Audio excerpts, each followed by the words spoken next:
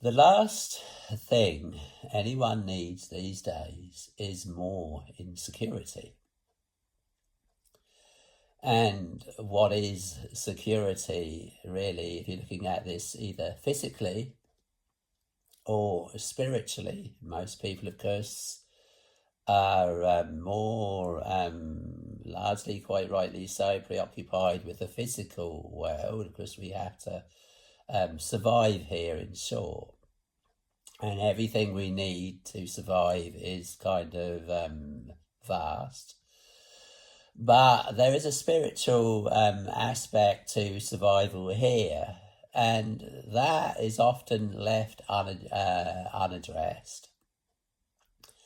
And with this, too many preachers are breeding insecurity into people than security.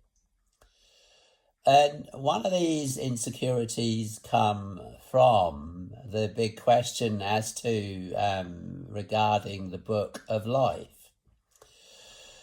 Yeah, I think it's fair to say that many people have heard of the book of life. Maybe they've heard of the book of life and they've also heard of the Lamb's book of life. Is there a difference? Well, there appears to be a kind of a difference.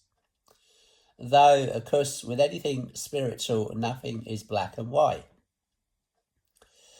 And with anything spiritual, you're using physical illustrations to explain the same. And so you have, let's say, the concept of a physical reality being a book of life.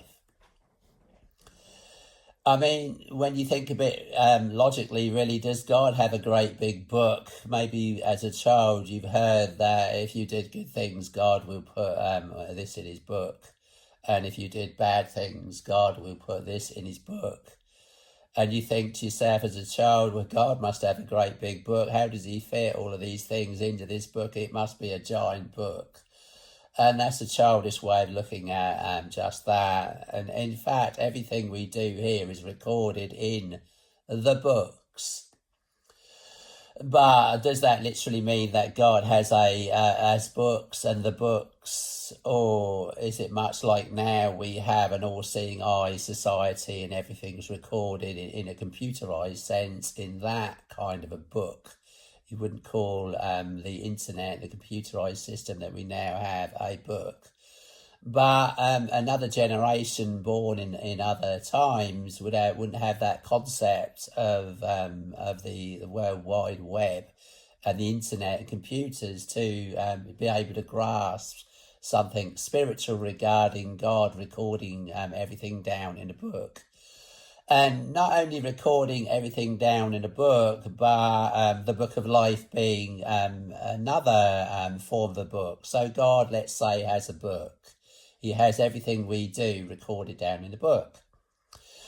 But he also has, we're talking books here and not book, but God also has the book of life. Now, the book of life, largely for most people, I guess, if they'll be honest, maybe they've heard of it, would naturally perhaps feel insecure there because they'd wonder if their names are in the book of life. They might have absorbed certain amounts of information into their minds, as we do. A lot of people don't home in on these subjects. They kind of get in there in that our minds are like a sponge and we tend to mop up information. And we might be doing one thing or another, and consequently, as along the course of event of what we're doing, we pick up and hear of even things like the book of life, and the natural impulse there would be to think, oh, I'm probably not in that book of life, and that's for preachers and Christians and all those kind of people, that kind of ilk or whatever people's concept are of such people who preach such things. And usually with this, there is insecurity bred into people, in that the usual line the preacher would come up with is that if you're not written in God's book, the book of life, then you are damned to eternal fire and hell, and that's that. So very black and white.